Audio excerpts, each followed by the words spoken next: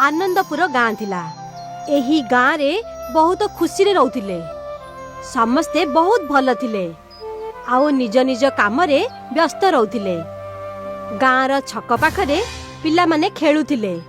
गाँ रे प्रतिवर्ष गोटे उत्सव पालन हेउथिला। जे उत्सव रे बहुत गुडिए प्रतियोगिता हेउथिला। आउ आज एही प्रतियोगितार घोषणा हेबाकू जाउथिला। सुन सुन सुन, एही गाँर वार्षिक उत्सव रे गोटे नुआ प्रतियोगिता को जोड़ा जाइछि। फैंसी ड्रेस प्रतियोगिता। जी जीतिबो ताकू चीफ गेस्ट हाथरू पुरस्कार मिलिबो। आउ ता सहित विजेता को 10 बस्ता चाउल आउ 2 बस्ता डाली भी मिलिबो। तेणु एही प्रतियोगिता रे भाग निश्चय नियंतु। फैंसी ड्रेस प्रतियोगिता ताहा कोन होइथाए? एतिकी भी तू जानिनु गाधुणी। एहा सेही प्रतियोगिता जेथिरे हमको अलग ड्रेस पिंदिबा को पड़ी थाए। मु तो राजकुमारी रो वेश धारण करिबी। मु भी आउ तू भी ना। ताको कोन पचरछु? अरे ता पाखरे तो किछि भल कपड़ा ही नहीं। से कोन प्रतियोगिता रे भाग नेबो? हां। मीना निजर फटा पुराना कपड़ा देखिला आउ से निजको लज्जित अनुभव कला। किंतु सेते बेले मीना पुरस्कार विषय रे भाबिला। जदि मु प्रतियोगिता जीति जिबी तेबे आम घरे तो बहुत मास पई चावल मिलि जिवो। किंतु मो पाखरे तो कोनोसी भल कपड़ा ही नाही। माँ को पचारुछि। मीना दौड़ी दौड़ी घर को गला। तार माँ अनुराधा जने विधवा थिला। अनुराधा को सिलाई काम आसुथिला। सेथिपई से सिलाई काम करी निजर एवं निज झियर पेट पोसुथिला। तांकर आर्थिक स्थिति बहुत ही खराब थिला। माँ मते फैंसी ड्रेस कंपटीशन रे भाग नेबार अछि। एबे कोन नाटक? तू तो हमर परिस्थिति जानी छु ना मीना? हां माँ, किंतु पुरस्कार 10 बस्ता चाउल आउ 2 बस्ता डाली। एहा सुनी मु भाबिली जे जदि मु जीति जिबी तेबे बहुत पैसा पाए चाउल हम पाखरे रहइबो। आउ पुनी आपन को तो कपड़ा सिलेबा आसुछि ना? कपड़ा सिलेबा तो आसुछि मते झियो, किंतु सिलेबा पई हम पाखरे कपड़ा काई? मो पाखरे तो केवल धळा साड़ी अछि। जदि से भीतर तो पई किछि सिले देबी तेबे कह। मीना भाबिबाकू लागिला जे धळा साड़ी रे से कोन फैंसी ड्रेस तैयारी करि परिबो। सेते बेले ताकू गोटे आइडिया आसिला। माँ मु परी हेई परिबी। परी माने तो धळा ड्रेस ही पिंदुचंती ना? हाँ, किंतु परी मानकर ड्रेस रे तो बहुत गुडिए साज सज्जा होई थाए ना। जेपरी मोती, फुल, चुमुकी, से सब जिनिस हमें केउंठु आनिबा? तमे ड्रेस तैयारी करिबा तो आरंभ करंतु। मु किछि ना किछि खोजी आनिबी। ठीक अछि। आगामी दिन मीना खेली खेली जंगल भीतर को चली गला। से प्रायतः जंगल को जाउथिला। ताकू प्रजापति रो पीछा करिबा आउ हरिण मानक सहित खेलिबा बहुत पसंद थिला। आउ एपरी ही से जंगल रो अलगा पटे चली गला। ये पुणी केउ जागा? मु तो ई जागा को केबे एठी को आसिनी। सेही जागा रे बहुत गुडिए रंग बिरंगर फूल थिला। आउ मझिरे गोटे बहुत बड़ गछ मध्य थिला। वाह, एहा सतरे बहुत सुंदर। सतरे मु जदि याकु मो ड्रेस रे लगाई पारंती। सेते बेले हठात सेही गछ कहिबाकू लागिला, निश्चय लगाई पारिबो। एहा के कहला? अरे एठी एठी मु। मीना को निजर आखि ऊपर विश्वास ही होनथिला। से गछ कथा कहूतिला आउ तार आखि मध्य थिला। इहा किपरि होई परिबो? होई परिबो कारण तमे जादूर जंगल रे अछ। मीना, मु जानिछि जे तमे फैंसी ड्रेस रे परीर ड्रेस पिंधिबो आउ पुरस्कार जीति तुमर मां को सहाय्य करिवो। तमे कथा भी कहि पारुछ? माने तमे साधारण गछ नुह, जादूर गछ? तेबे कोन तमे निजर जादू रे कोन मते परीर ड्रेस देई परिबो? नाही नाही नाही नाही नाही, मु कोनसी परिमा नुहे जे मु जादू करि परिबी, किंतु मु तुमर सहाय्य करि परिबी। ताहा किपरि? तुमको जेउ फूलटी पसंद ताकू तोली नियो आउ ताकू निजर ड्रेस रे लगाई दियो। किंतु फूल सब तो मौली जिबे ना। अरे एहा जादूर फूल अटे, केबे भी मौली बनी। वाह, मीना तुरंत रंग बिरंगर फूल तोलिला। धन्यवाद कहूतिबा गछ। मु खुशी हेली जे मु तुमको साहाय्य करि पारिली। All the best. से सबु फूल गुडी को नै मीना घर को आसिला। देखो मीना तमर ड्रेस प्रस्तुत अछि। माँ मु सजासजी पई फूल भी नहीं आसिली। फूल रे सजासजी ए सबु तो मौली पड़िबो। नाही माँ ए होइछि जादुर फूल। एगुडिका किछि हेबनी। मीना गोटिए फूल तार ड्रेस ऊपर रखिला आउ सेई फूल व्हाइट ड्रेस ऊपर लाखी गला। एपरी भाबे बाकी सब फूल मध्य ड्रेस ऊपर लाखी गला। रंग बिरंगर फूल रे सेई ड्रेस बहुत सुंदर देखा जाउतिला। वाह एहा तो बहुत सुंदर देखा जाउछि। माँ किंतु परीर बाड़ी आउ पर काई? अनुराधा आलमारी खोलिला आउ से भितरु से पर एवं बाड़ी बाहर कला जहाँ से प्रथमरु तैयारी करी रखिथिला। संध्यारे गाँर पड़ियारे स्टेज सजा जाइथिला। गाँर सबु पिला अलग अलग बेसरे थिले। किए राजकुमारी, किए जादूगर, किए पंडित आउ किए डॉक्टर। राधा एवं प्रिया झगड़ा करुथिले। सेतेबेले मीना निजर सुंदर ड्रेस पिंदी सेठारे पहुंचिला। ताकू देखि समस्ते आश्चर्य होई रहिगले। प्रतियोगिता आरंभ होला। सबु पिला स्टेज ऊपर आसी चालिबाकू लागिले आउ जजेस सेमानकू नंबर देबाकू लागिले। सेमाने मीना को धक्का देई तळे पकाइबाकू चाहिले। से पड़िबाकू ही जाउतिला। हठात से पवन रे अटकी गला आउ समस्तଙ୍କ सामने प्रकृत परी आसी गला। परी निजर जादू द्वारा मीना को पवन रे उड़ाई नेला। तमे बहुत भलो मीना आउ भलो लोकंक सहित सबु बेले भलो ही हेबा उचित। मीना को सुरक्षित भाबे तळे रखी परी ता उपरे जादूर बाड़ी को बुलाइला। जद्वारा मीनार ड्रेस उपरे लागितिबा सबु फूल चमकिबाकू लागिला। दर्शक यह देखि आश्चर्य थिले। मीनार ड्रेस रु आलुओ दूर दूर पर्यंत चमकुथिला। एबे मु एठारु जाउछि। परी जादू करी चाली गला। आउ पुणी जजेस मीना को फर्स्ट प्राइज देले आउ ता सहित सबु पुरस्कार मध्य। मीना गरीब होई मध्य फैंसी ड्रेस प्रतियोगिता जीती गला आउ ता सहित से निज माँ को साहाय्य मध्य कला। भैरवपुर गाँव रे निजर माता पिता स्त्री पुष्पा एवं पुओ विराट सहित रहुथिला। से गोटिए इलेक्ट्रोनिक्स रो दुकान चलाउथिला। विकास रो बापा बीमार रहुथिले आउ ता स्त्री आउ मां को भितरे सब दिने कली कजिया हेउथिला।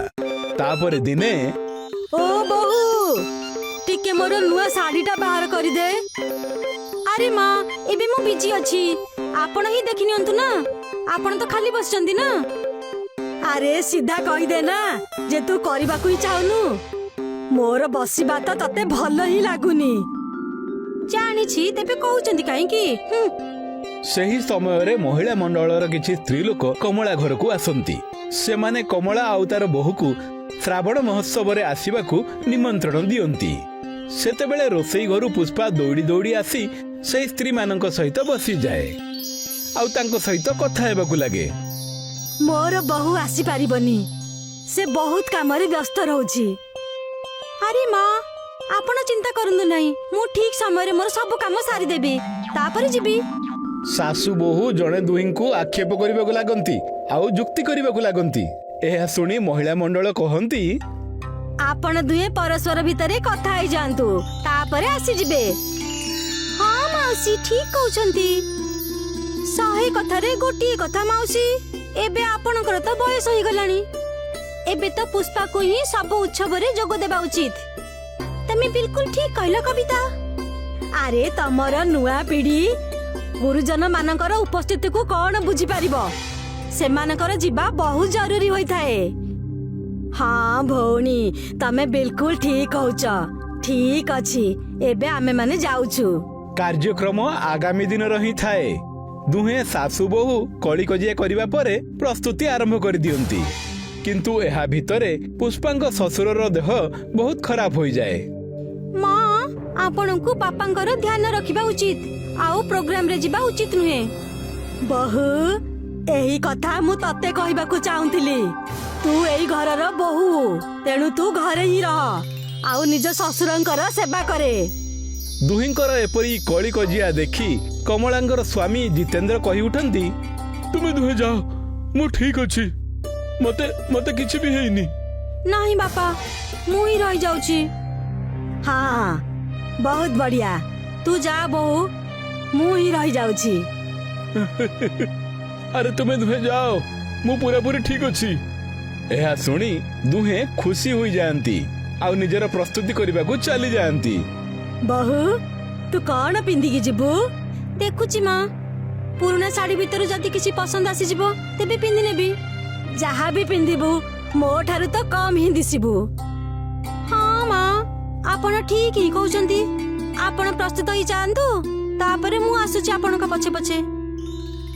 ହଁ ବୋହୁ, ମୁଁ ଯାଉଛି। ମତେ ମୋର ଶାଢୀ ବି ତ ଦେଖାଇବାର ଅଛି ସମସ୍ତଙ୍କୁ। କମଳା ପ୍ରସ୍ତୁତ ହୋଇ ମହୋତ୍ସବ ପାଇଁ ବାହାରି ପଡନ୍ତି। ତାର କିଛି ସମୟ ପରେ ପୁଷ୍ପା ଯାଏ। ସେଠାରେ ସମସ୍ତେ ପୁଷ୍ପାର ଶାଢୀକୁ ଦେଖି ପ୍ରଶଂସା କରିବାକୁ ଲାଗନ୍ତି। ଏହା ଦେଖି କମଳାକୁ ବହୁତ ଈର୍ଷା ହୁଏ। ବହୁତ ମତେ ମିଛ କହୁଥିଲା, ନୂଆ ଶାଢୀ ଆଣିଲା ଆଉ ମତେ ଜଣା ହିଁ ନାହିଁ। ହଉ, ଏହାକୁ ତ ଘରକୁ ଯାଇ ଠିକ କରିଦେବି। ଆରେ କମଲା ଭଉଣୀ, ତୋର ବୋହୁ ତ ବହୁତ ସୁନ୍ଦର ଶାଢୀ ପିନ୍ଧିଛି। ବହୁତ ମହଙ୍ଗା ହେଇଥିବ ନା, କିନ୍ତୁ ତୋ ଶାଢୀ ତ ବହୁତ ସାଦା ଏବଂ ଫିକା ଦେଖାଯାଉଛି। ସତରେ? କମଳା ଘରକୁ ଫେରି ଦେଖନ୍ତି ଯେ ଜିତେନ୍ଦ୍ର ମୁଣ୍ଡ ଘୁରାଇ ତଳେ ପଡି ଯାଇଛନ୍ତି। ତାଙ୍କ ମୁଣ୍ଡରେ ବହୁତ ଜୋରରେ ମାଡ଼ ବାଜିଛି ଆଉ ତାଙ୍କ ଗୋଡ ମଧ୍ୟ ଭାଙ୍ଗି ଯାଇଛି। ଜିତେନ୍ଦ୍ରଙ୍କ ଚିକିତ୍ସାରେ ବହୁତ ପଇସା ଖର୍ଚ୍ଚ ହୁଏ। ଅନ୍ୟ ପଟରେ ପୁଷ୍ପାର ପୁଅ ବିରାଟ ଏବେ ବଡ ହେଇଯାଇଛି, ତେଣୁ ତାର ପାଠ ପଢା ଆଉ ଘର ଖର୍ଚ୍ଚକୁ ନେଇ ବିକାଶକୁ ବହୁତ ଚିନ୍ତା ହୋଇଯାଏ। କିନ୍ତୁ ଏହି ସମୟରେ ମଧ୍ୟ ଶାଶୁ ବୋହୂଙ୍କ କଳି ଶେଷ ହିଁ ହେଉନଥାଏ। ତାପରେ ଦିନେ ୟାଙ୍କର ଏହି ଅବସ୍ଥା କେବଳ ବୋହୁ କାରଣରୁ ହିଁ ହୋଇଛି। ମା, ଆପଣ ଏମିତି କାହିଁକି କହୁଛନ୍ତି? ମୋର ଏଥିରେ କଣ ଦୋଷ? ଏଇ ସବୁ ତ ଆପଣଙ୍କର କାରଣରୁ ହୋଇଛି। ଆରେ ତୁମେ ଦୁହେଁ ଚୁପ୍ ରହ। ଏକ ତ ଘର ଚଲାଇବାର ଚିନ୍ତା, ଆଉ ତାପରେ ତୁମେ ଦୁହିଁଙ୍କ ଝଗଡା। ଏଇଠି ରହିବା ହିଁ ବେକାର। ଆରେ ହଁ, ଆପଣ ବିଲକୁଲ ଠିକ କହୁଛନ୍ତି। ମା ମୋ ସହିତ ପ୍ରତିଦିନ ଝଗଡା ହିଁ କରୁଛନ୍ତି। ଚୁପ୍ କର ମା, ତମେ ତ ବୁଢୀ ହେଇଗଲେଣି। ସିଏ ତ କିଛି ବୁଝୁନି, କିନ୍ତୁ ତମେ ବି ବୁଝିପାରୁନ। ବହୁତ ଭଲ ହେଲା, ମୋ ପୁଅ ତ ବହୁତ ଭଲ ଉତ୍ତର ଦେଲା। ବେଶୀ ଚିନ୍ତା ହେବା କାରଣରୁ ବିକାଶର ମନ କାମରେ ଲାଗୁ ହିଁ ନଥିଲା ଆଉ ଘରେ ଅଭାବର ପରିସ୍ଥିତି ବଢି ବଢି ଯାଉଥିଲା। କିଛି ଦିନ ପରେ ଦୀପାବଳିର ସମୟ ଆସିଲା। ପୁଷ୍ପା ତାଙ୍କର ସାଙ୍ଗମାନଙ୍କଠୁ ଶୁଣିଥିଲା ଯେ ଧନତେରସ ଦିନ ଚିମୁଟା କିଣିବା ଦ୍ୱାରା ଘରର ଦରିଦ୍ରତା କମ ହୋଇଥାଏ। ସେଥିପାଇଁ ପୁଷ୍ପା ବଜାରକୁ ଯାଏ। ଭାଇ, ମତେ ଗୋଟିଏ ଚିମୁଟା ଦେଲ। ଆରେ ଭଉଣୀ, ଚିମୁଟା ଟିକେ ଭାଙ୍ଗି ଯାଇଛି, ଥାଉ ଥାଉ, ତମେ ଆଉ କୌଣସି ଦୋକାନରୁ ନେଇଯାଅ। ନାହିଁ ଭାଇ, ମତେ ସେଇଟା ହିଁ ଦେଇଦିଅ, ମୋ ପାଖରେ ଏତେ ପଇସା ବି ନାହିଁ। ଦୋକାନୀ ବାଲା କମ ପଇସାରେ ପୁଷ୍ପାକୁ ସେହି ଚିମୁଟାକୁ ଦେଇଦିଏ। ସେ ସେହି ଚିମୁଟାକୁ ଘରକୁ ନେଇ ଆସେ ଆଉ ତାକୁ ପିଟି କରି ଠିକ କରିଦିଏ, ଯାଦ୍ୱାରା ସେହି ଚିମୁଟା ଯାଦୁର ହୋଇଯାଏ। ଆରେ ଆଜି ବଜାରରୁ କଣ ନେଇକି ଆସିଲ? ପୂଜାର ସାମାନ କିଣିବା ପରେ ପଇସା ହିଁ ବଞ୍ଚି ନଥିଲା, ତେଣୁ ମୁଁ ଗୋଟିଏ ଭଙ୍ଗା ଚିମୁଟା ନେଇ ଆସିଲି, କିନ୍ତୁ ମୁଁ ତାକୁ ବାଡେଇ ବାଡେଇ ଠିକ କରିଦେଲି। ହଁ, ଠିକ କରିଛ ତମେ। ମୋର ବି ତ ଏବେ ବେଶୀ ରୋଜଗାର ନାହିଁ। ମତେ ତ ବହୁତ ଚିନ୍ତା ହେଉଛି ଘର ଆଉ ବିରାଟକୁ ନେଇ। ବିକାଶର ଏଇ କଥାକୁ ଶୁଣି ପୁଷ୍ପା ଆଖିରେ ଲୁହ ନେଇ କିଚେନକୁ ଚାଲିଯାଏ। ସେଇଠାରେ ସେଇ ଚିମୁଟା ରଖା ହୋଇଥାଏ। ପୁଷ୍ପା କାନ୍ଦି କାନ୍ଦି ରୋଷେଇ ଘରର ଡାବାକୁ ଚେକ୍ କରେ। ସବୁ ଡାବା ଖାଲି ହୋଇଥାଏ। ହେ ଭଗବାନ, ଏବେ ମୁଁ କଣ ରୋଷେଇ କରିବି? ଘରେ ତ ସଉଦା ହିଁ ନାହିଁ। ପୁଷ୍ପା ପଡୋଶୀ ଘରକୁ କିଛି ମାଗିବାକୁ ଯାଏ। ସେତେବେଳେ ରୋଷେଇ ଘର ଥିବା ଚିମୁଟା ଦ୍ୱାରା ସବୁ ଡବା ଭର୍ତ୍ତି ହୋଇଯାଏ। ସେପଟେ ପୁଷ୍ପାକୁ ପଡୋଶୀ ଘରୁ କିଛି ବି ମିଳେନି। ସେ ଫେରି ଆସି ରୋଷେଇ ଘରର ଡବାଗୁଡ଼ିକୁ ଦେଖେ। ସେତେବେଳେ ସବୁ ଡବାଗୁଡ଼ିକ ଭର୍ତ୍ତି ହୋଇଯାଇଥାଏ। ଡବାଗୁଡ଼ିକୁ ଦେଖି ସେ ଭାବେ ଯେ ବିକାଶ ନେଇକରି ଆସିଥିବେ ଆଉ ସେ ରୋଷେଇ କରିବା ଆରମ୍ଭ କରିଦିଏ। ଯେବେ ସେ ରୋଷେଇ କରି ସମସ୍ତଙ୍କୁ ପରିଛିବାକୁ ଲାଗେ, ସେତେବେଳେ ବିକାଶ କହେ, ଆରେ ଏତେ ଗୁଡ଼ିଏ ଖାଦ୍ୟ କୁଆଡୁ ଆସିଲା କି? ଏ ସବୁ ତ ଆପଣ ହିଁ ନେଇକରି ଆସିଥିଲେ ନା। ସେତେବେଳେ ଥଟ୍ଟା ତାମସା ହୁଏ ଆଉ ସେଇ କଥା ପ୍ରତି କିଏ ଧ୍ୟାନ ଦିଅନ୍ତିନି। ସମସ୍ତେ ଭୁଲି ଯାଆନ୍ତି ଯେ ସୌଦା କେଉଁଠୁ ଆସିଥିଲା। ପୁଷ୍ପା, ମା, ବିରାଟ ସବୁ ଏଠିକି ଆସ, ଦେଖ ମୁଁ ତୁମ ପାଇଁ ଉପହାର ନେଇକି ଆସିଛି। ଆରେ କଥା କଣ? ଆଜି ତ ଆପଣ ବହୁତ ଖୁସି ଅଛନ୍ତି। ହଁ ପୁଷ୍ପା, ଆଜି ଦୋକାନରେ ବହୁତ ଭଲ ସାମାନ ବିକ୍ରି ହୋଇଛି। ବିକାଶ ସମସ୍ତଙ୍କୁ ଉପହାର ଦିଏ। ସେ ପୁଷ୍ପା ଆଉ ତା ମା ପାଇଁ ଶାଢୀ ନେଇକି ଆସିଥାଏ। କମଳା ପୁଷ୍ପାର ଶାଢୀ ଦେଖି ଈର୍ଷା କରିବାକୁ ଲାଗେ। ବହୁ, ତୋର ଶାଢୀଟା ତ ବହୁତ ସୁନ୍ଦର, ସେଇଟା ମତେ ଦେଇଦେ। କଣ ମା, ଆପଣଙ୍କୁ ସବୁବେଳେ ମୋର ଜିନିଷ ହିଁ ପସନ୍ଦ ଆସୁଛି, ମୁଁ ଦେବି ନାହିଁ। ପୁଷ୍ପା ରୋଷେଇ ଘରକୁ ଯାଇ ଶାଢୀକୁ ଲୁଚାଇ ଦିଏ ଆଉ ତା ଉପରେ ଚିମୁଟାକୁ ରଖିଦିଏ। ସେତେବେଳେ କମଳା ରୋଷେଇ ଘରକୁ ଆସନ୍ତି ଆଉ ଶାଢୀଟିକୁ ଖୋଜି ନିଅନ୍ତି। ତାପରେ ଦୁହିଁଙ୍କ ଭିତରେ ଝଗଡା ହେବାକୁ ଲାଗେ। ଝଗଡା କରି କରି ସେମାନେ ସେଇ କୋଠରୀକୁ ଆସିଯାଆନ୍ତି ଯେଉଁଠି ଜିତେନ୍ଦ୍ର ବିଛଣା ଉପରେ ଶୋଇଥାନ୍ତି। ଝଗଡା ଯୋଗୁଁ କମଳାଙ୍କ ହାତରୁ ଶାଢୀ ତଳେ ପଡିଯାଏ ଆଉ ପୁଷ୍ପା ହାତରୁ ଚିମୁଟା ଯାଇ ଜିତେନ୍ଦ୍ରଙ୍କ ଦେହରେ ପଡିଯାଏ। ମା, ଆପଣ ଏହା କଣ କଲେ? ବହୁ, ଏସବୁ ତୋ କାରଣରୁ ହିଁ ହେଲା। ହେ ଭଗବାନ, ଏ ଦୁହିଁଙ୍କୁ କେବେ ବୁଦ୍ଧି ଆସିବ? କେବେ ଏ ଦୁହେଁ ମିଳିମିଶି ରହିବେ? ମା, ଆପଣ ମୋ ଶାଢୀ ନେଇ ଯାଆନ୍ତୁ ପିନ୍ଧିବା ପାଇଁ। ନାହିଁ ବହୁ, ଏହି ଭାରି ଶାଢୀ ତୋ ଭଳି ନୂଆ ବୋଉକୁ ହିଁ ଭଲ ଦେଖାଯିବ। ତୁ ହିଁ ଏହାକୁ ପିନ୍ଧିନେ। ଆଚ୍ଛା, ଆଜି ତୁମ ଦୁହିଁଙ୍କ ବନ୍ଧୁତା ହେଇଗଲା। ଜିତେନ୍ଦ୍ରଙ୍କ କଥା ଶୁଣି ଦୁହେଁ ଶାଶୁ ବୋହୂ ଆଶ୍ଚର୍ଯ୍ୟ ହୋଇ ଜଣେ ଅନ୍ୟ ଜଣକୁ ଦେଖନ୍ତି। ବାପା, ଆପଣ ଠିକ ହେଇଗଲେ। ଏହା କିପରି ଚମତ୍କାର ହେଲା? ବହୁ, ଲାଗୁଛି ଏଇ ଚିମୁଟା ପଡିବା କାରଣରୁ ଇଏ ଠିକ ହେଇଗଲେ। ହଁ ମା, ମତେ ବି ଲାଗୁଛି ଏଇ ଚିମୁଟାରେ ହିଁ କିଛି ଯାଦୁ ଅଛି। ଯେବେଠୁ ଆମ ଘରକୁ ଆସିଛି ସେବେଠୁ ଆମ ଘରେ ସବୁ କିଛି ଭଲ ହିଁ ହେଉଛି। ସେତେବେଳେ ବିରାଟ ଆଉ ବିକାଶ ଘରକୁ ଫେରନ୍ତି ଆଉ ଘରର ଖୁସି ଦେଖି ସେମାନେ ଆଶ୍ଚର୍ଯ୍ୟଚକିତ ହୋଇଯାଆନ୍ତି। ଆଉ ସେତେବେଳେ ଯାଦୁର ଚିମୁଟା କହିବାକୁ ଲାଗେ, ହଁ ଭଉଣୀ, ମୁଁ ହେଉଛି ଗୋଟେ ଯାଦୁର ଚିମୁଟା, ଯାହାକୁ ତମେ ପିଟି ପିଟି କରି ଠିକ କରିଦେଇଥିଲ। ସେଇଥିପାଇଁ ମୁଁ ତମର ଘରର ପରିସ୍ଥିତିକୁ ଠିକ କରିବାରେ ଲାଗିଛି। ଏହା ଶୁଣି ସମସ୍ତେ ଖୁସି ହେଇଯାଆନ୍ତି ଆଉ ସେହି ଚିମୁଟାର ସାହାଯ୍ୟରେ ସେମାନେ ସମସ୍ତଙ୍କୁ ସାହାଯ୍ୟ କରି ଖୁସିରେ ରହିବାକୁ ଲାଗନ୍ତି।